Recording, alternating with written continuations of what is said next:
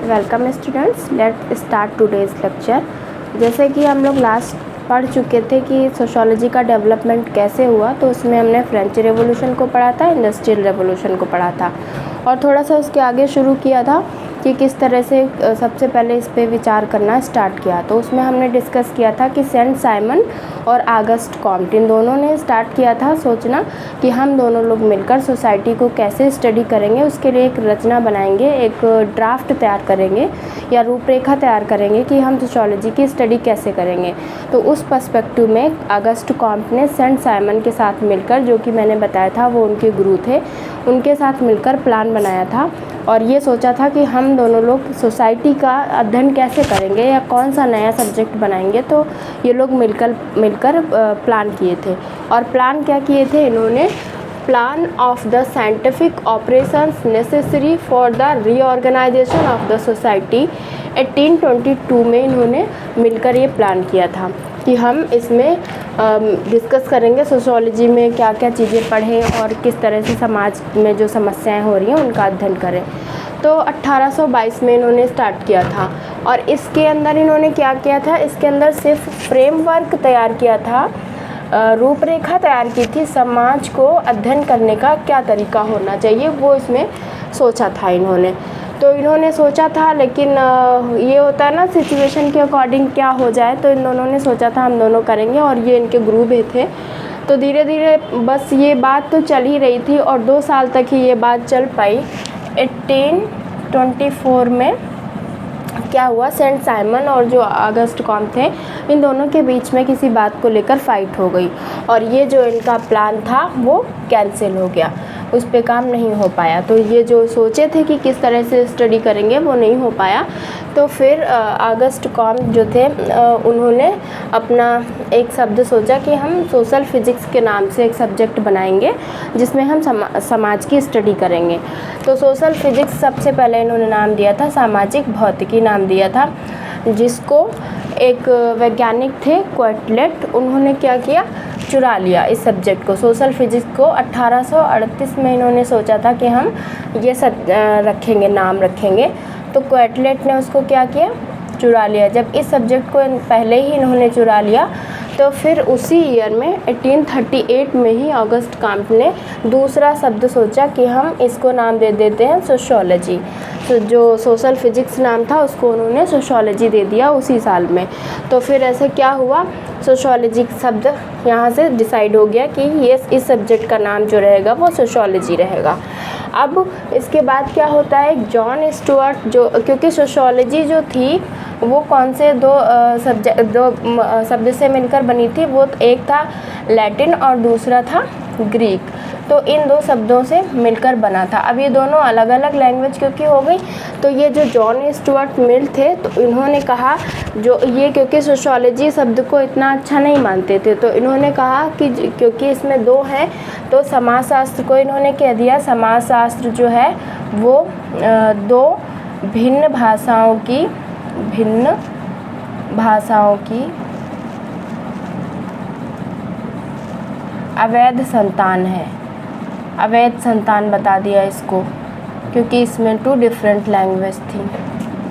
ठीक है, अब ये क्वेश्चन पूछते हैं किसने कहा है 2 भिन्न भाषाओं के अवैध संतान है, तो ये तो बहुत कॉमन है, सभी को लर्न होगा।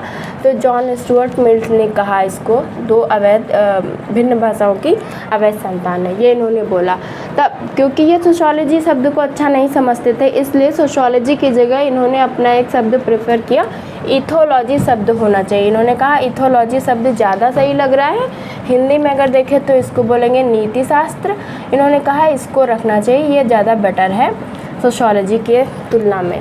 तब इस पर भी डिस्कशन हुआ और ये डिसाइड हुआ कि इथोलॉजी शब्द उतना अच्छा नहीं लग रहा है या उतना सूटेबल नहीं है जितना सोशियोलॉजी है। कुछ विद्वानों ने इस पर विचार असहमति प्रकट की और फिर क्या हुआ, धीरे धीरे ये जो था हमारा सोशियोलॉजी जो सब्जेक्ट बना वो एक नए विषय के रूप में तैयार हो गया। तो सोशियोलॉजी शब्द यहाँ ऐसे इस तरह से निकल कर आया, जिसके पीछे ये 2-3 कॉज है इसकी क्या शब्द रखा जाए। तो सोशियोलॉजी तो डिसाइड हो गया कि समाजशास्त्र शब्द रहेगा, एक नए सब्जेक्ट के रूप में निकल कर आया। इस तरह से ये सब्जेक्ट तो रेडी हो गया।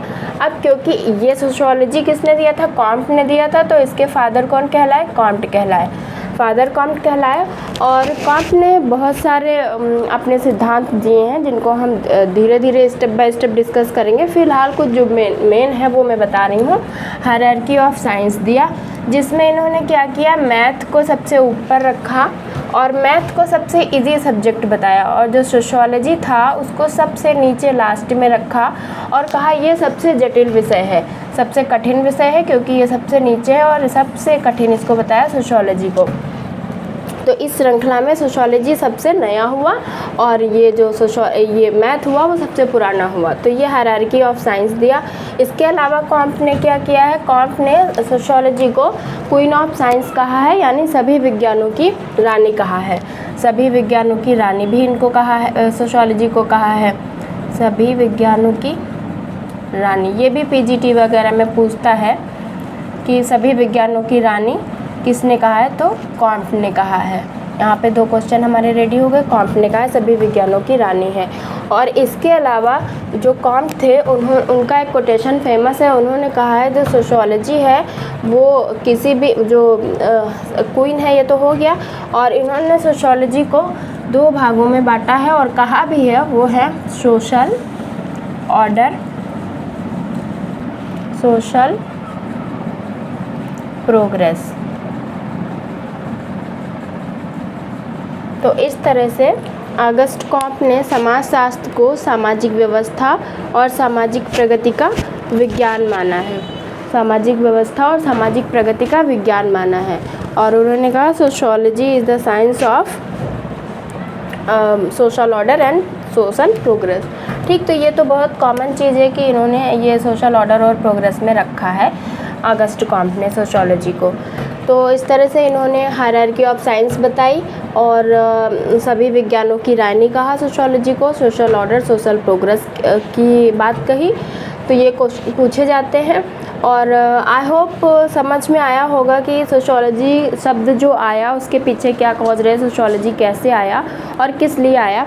तो सोशियोलॉजी का यही प्लान हुआ था, समाज में जो भी घटनाएं घट रही हैं उसका हम एक सिस्टमैटिक अध्ययन करेंगे और किस तरह से एनालिसिस होना चाहिए समाज का, किस तरह से विश्लेषण होना चाहिए, ये सब कुछ हम समाजशास्त्र के अंतर्गत पढ़ते हैं, जिसमें हमारे ऑगस्ट कॉम्ट का बहुत ही बड़ा रोल रहा है, क्योंकि इन्होंने ही यही इनके जन्मदाता हैं और यही इनके फादर हैं।